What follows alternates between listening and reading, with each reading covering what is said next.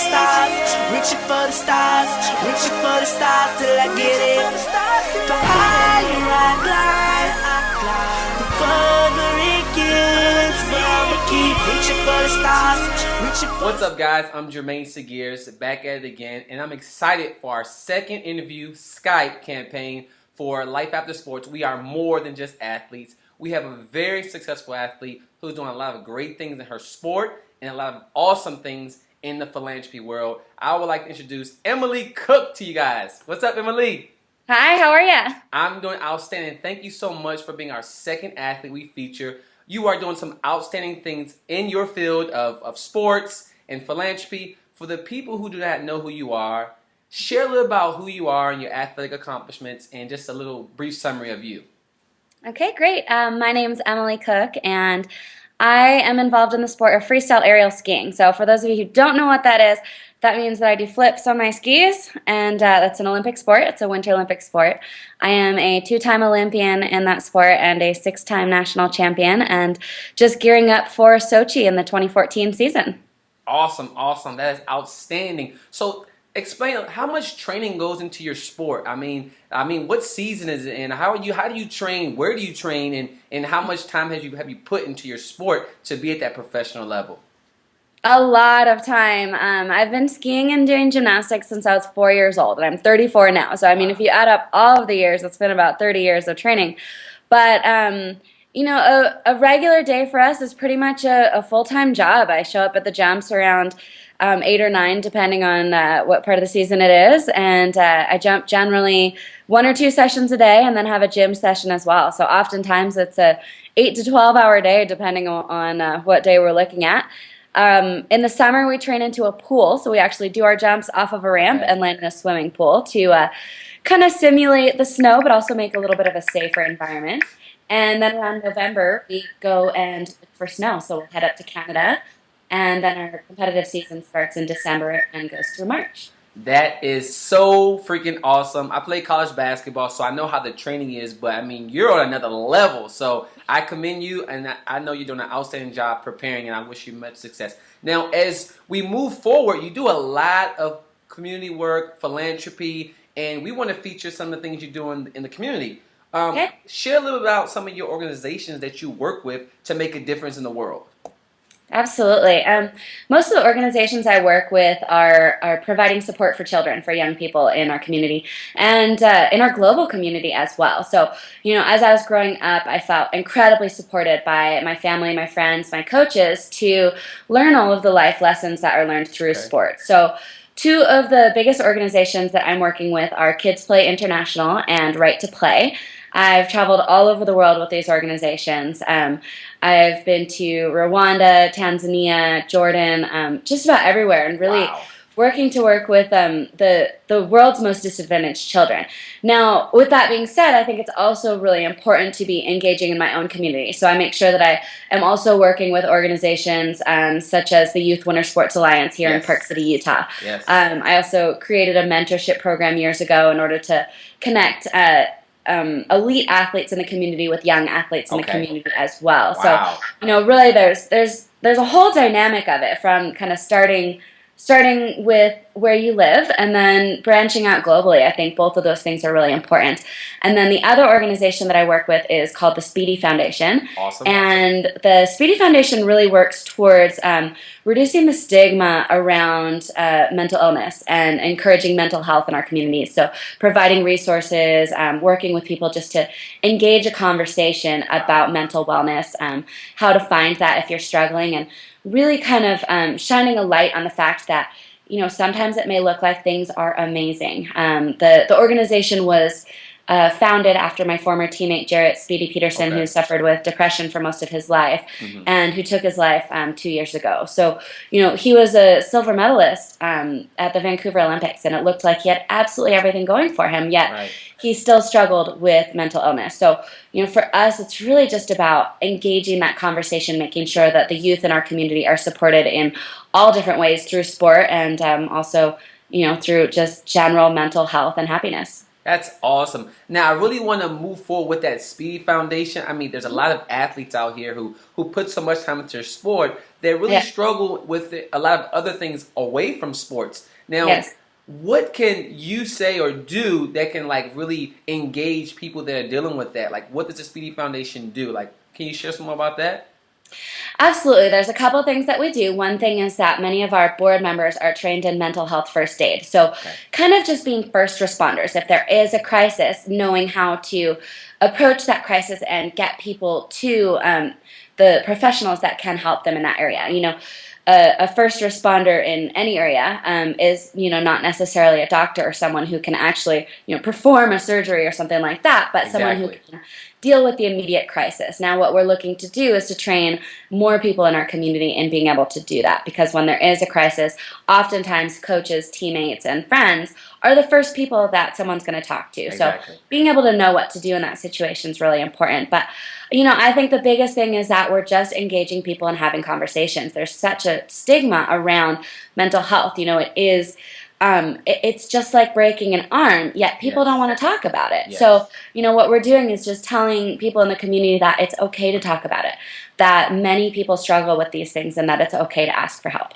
Wow, I mean, that right there is amazing. And I really value and appreciate people who do amazing things in the community and helping more people. So I'm just excited, like I said, to complete this interview, for you to be our second athlete that's doing some amazing things in the community within your sport. Is there any other organization that you really that you're emphasizing more on lately, or is it just mainly just all of them at once? Like, how's the balance work, I mean, it's kind of a challenge to balance all of them, to be honest. But for me, I know what's important to me, where my passions lie, and that's engaging children in the community. Filling them with confidence and letting them know that whatever it is that they strive for, Yes. they can achieve that. And I think that having support in that is very important. So whether it's from working with the Speedy Foundation, whether it's working with organizations like the Youth Winter Sports Alliance here in Park City, just supporting these kids, telling them yes, they can achieve what they want to achieve, and making that reach global. So I think for people in their communities, there's so many organizations that are out there making a huge difference in the community, and that are looking for not only financial support, but also looking for just support, going in, working with the organizations, and engaging children in the communities as well. So there's a lot of ways to do that, whether it's globally or in your own community. And to me, I think the biggest thing is that it makes a huge difference in my life as Yes. well. And Yes. to be an athlete is an amazing thing. I love what I do. But I'm so fortunate to be able to do that every day, and to reach out and be able to make a difference for other people in the world as well is what actually gives me satisfaction in life. So, not only is it making a difference in the world, but it's also making my life more fulfilling, and making me an overall happier person as well. I mean, that's a beautiful thing, because as professional athletes, we're leaders. We are, leaders among other people who support us and they look up to us. And what better way can we be more of a bigger presence by being this successful athlete? But then it's like we're doing things in the community. We're reaching out. We're engaging. We're helping. We're giving back to others who need that assistance. Now, is there anything that you've experienced that was like, wow, I feel so great about doing this for someone? Is there a moment maybe you've come across that was like, oh my goodness, this is life-changing. I'm so thankful I have the opportunity to do something like this through your organizations.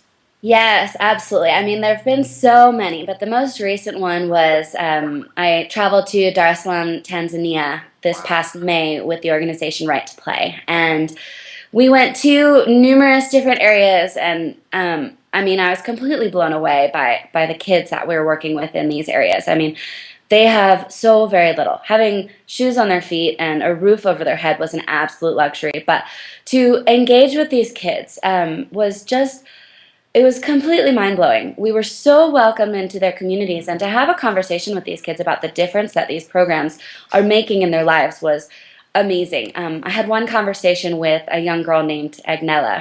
She was 13 years old, and she was with an organization that reaches out to kids who've been impacted by HIV and AIDS, whether they have it themselves or whether their family has it. And it teaches life lessons. It teaches education about HIV and AIDS, prevention, treatment, and how to go forward in life, either, being impacted by it with your family or yourself.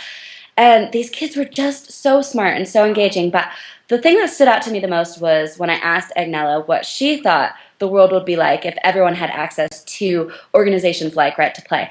And she very simply looked at me and said, I think there'd be no disease and everybody would be happy. I mean, that's world peace right there. I mean, I know it's like a crazy thing to say, but, it's very true. So, if we are supporting our children in these communities, these are the future leaders of our world. And I cannot imagine a world where that is the attitude and those are the thoughts that are going through people's heads. I mean, people, the conflict resolution would be different. People would be educated. There would be no disease. People would be happy. And to me, that to be a part of something like that is the most fulfilling thing in the world. That is awesome right there. And I'm going to piggyback off that because, Life After Sports, we really emphasize on philanthropy. And we strongly feel that, you have to be more, do more, achieve more. And if you help the next generation of athletes and people get their divine purpose in life and really help empower them, that this world can definitely be a better place and we all come together and help one another out. You are doing some amazing things, Emily. For someone who wants to get involved, that's an athlete, like, what can they do to get involved maybe in their community, or what can they do? What advice would you share with them? As an athlete, specifically, there's an organization called Athletes for Hope, and I believe it's athletesforhope.com. You can just Google Athletes for Hope, and what they do is they connect. They're not affiliated with any specific organization, but they connect athletes with a cause that they're passionate about. So whether it's around animals, whether it's around kids, whether it's around seniors, or a specific disease. Athletes for Hope connects the athletes with those organizations. That's awesome. For me specifically, I'm passionate about children, but I know that that's not what everybody's passionate about. So exactly. I think that's the easiest way for an athlete to get involved with a community, whether they're global or right in the hometown. Emily Cook, professional aerial skier. You're doing some outstanding things in your sport. Mental advocacy, philanthropy leader. We are so thankful that you are more than just an athlete. Thank you so much, Emily, for having the chance to come on here and speak with us and to this campaign, be the second successful athlete to feature your success. We look forward to featuring you more in the future endeavors. Best success. Thank you. Thanks, Jermaine.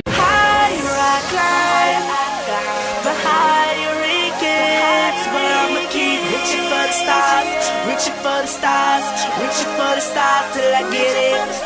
Go higher I glide, the further it gets. But I'ma keep reaching for the stars